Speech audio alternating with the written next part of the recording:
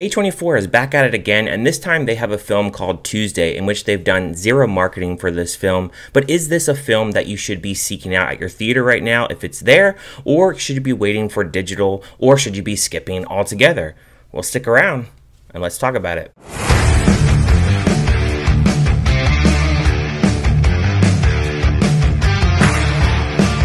A mother and her teenage daughter must confront death when it arrives in the form of an astonishing talking bird. The film stars Julia Louis-Dreyfus, Lola Petticrew, Arinzé Kene, and Leah Harvey, and was directed by Daina, Pusić, and this is her directorial debut. Going into Tuesday, I only saw this trailer one time, and the only thing that I really remembered from that trailer was that there was a talking macaw in the trailer, and apparently he represented death, and that's all I really knew going into this film.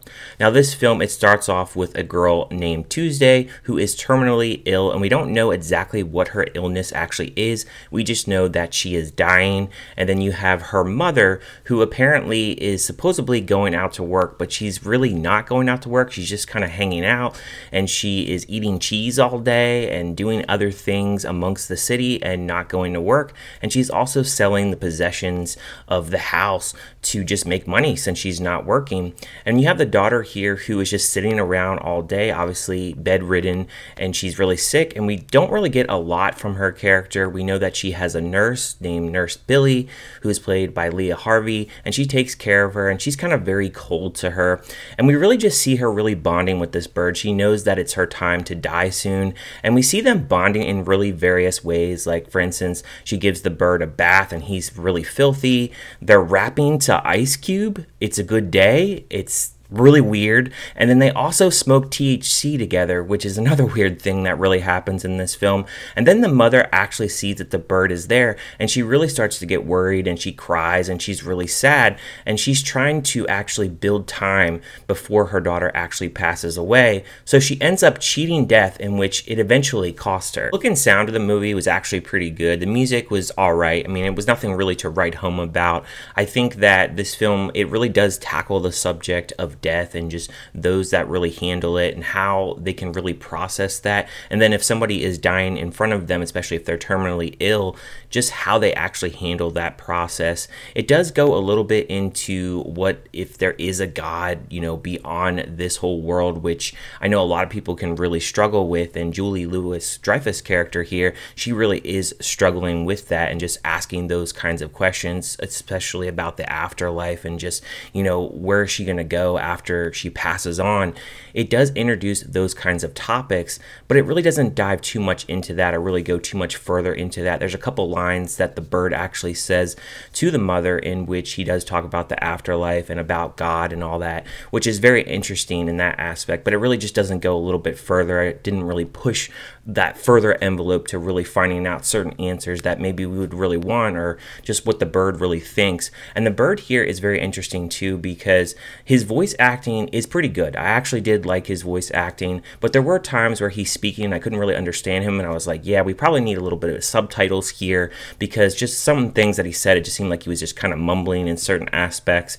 But I did actually like his humor, and it's very interesting too, because he is the one that actually is visiting a bunch of people and obviously just ending them as they fall to their death.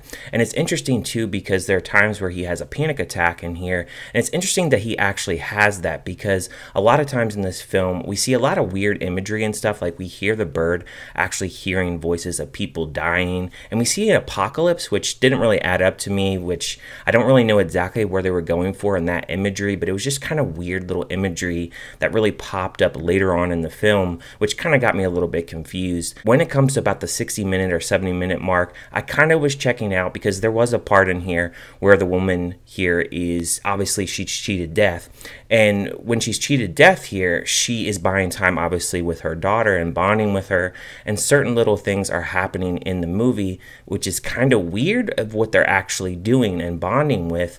But the daughter, you know, she definitely knows her time is coming, and even though she likes that time with her mother, she's ready to go. So you see those bonding little moments, and you see things where the mother has been lying to the daughter, and the daughter gets really upset by this. So you see them kind of bonding in a way, but you could definitely tell that they have friction in their relationship, and it's never been 100% really good. The CGI to me was very inconsistent. It didn't seem like they were very confident in the model bird that they had. It definitely felt like they were trying to put him a little bit more into the darkness here. Obviously, like, his character deals with death and darkness, so maybe they actually wanted to try to do that just to kind of hide him into the shadows and make him feel a little bit more mysterious at points. I felt like his feathers were a little bit inconsistent, and just how they really designed him as a bird, it felt a little bit off at points. I think also too, tonally, this movie is kind of all over the place, because on one end, again, they're throwing in comedy, in which I really didn't laugh, and then they have this serious tone matter in which they are throwing in this whole part about sorrowfulness and death and just dealing with that and just the afterlife. But at the same time, it's like, how do we really take this as an audience?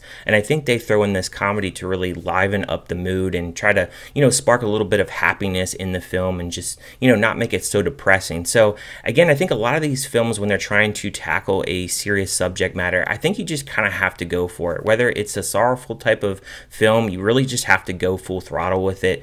I just don't think you really needed the comedy here, and it's really hard sometimes to really get into the jokes too, because the characters themselves, you really don't get a lot of development from either one, and I wanted a lot more background with these characters. Like, where was the father at? Did she even really have a father? Did the father leave? They're in the UK and they have American accents, so did they move to the UK, or they just, chose to put them into the UK and have them with American accents? I can see on paper that this would be a film that just seems like it just needs to be talked about, and something that could be very interesting to really put on screen. But sometimes you get these ideas and they feel better on paper than they really translate to the screen, and I definitely feel like this is that kind of film. It definitely feels like something where there's a lot of really cool ideas, and I think for a directorial debut, there's definitely some unique ideas that this director is really trying to throw into this film, especially like visually, and just some of the things that are really just touched upon where, we have those questions, and just the way that someone really grieves with death, or really knows that death is coming. It's very interesting to see how people really react to that. So I can say that I could give the film props for that, but overall, I just don't really think it really translates to the screen that well. And I felt like, I enjoyed probably about half the movie, and then when it gets to the second half, it kind of goes haywire for me. And then it kind of wraps up in that third act and just kind of ends, and it just introduces certain ideas, but it really just doesn't push the envelope even further. So unfortunately, I can only give a score for this film a 2.5 out of 5. It's okay. I think it's worth a watch to at least check out one time and just see, the vision of this director and what she tried to do, and just, the fact that a macaw is here and he is representing death. It's very interesting, but I definitely think they should have touched up on little things here and there to make it a better film. However, I want to hear from you guys. What did you guys think about Tuesday? Did you like it? Did you hate it? Did you just think it was kind of meh? And if you haven't checked it out yet, are you going to check it out in a theater? Are you going to check it out on streaming or VOD? Or are you going to skip it altogether? Thank you guys for watching this review, and I will see you guys next time.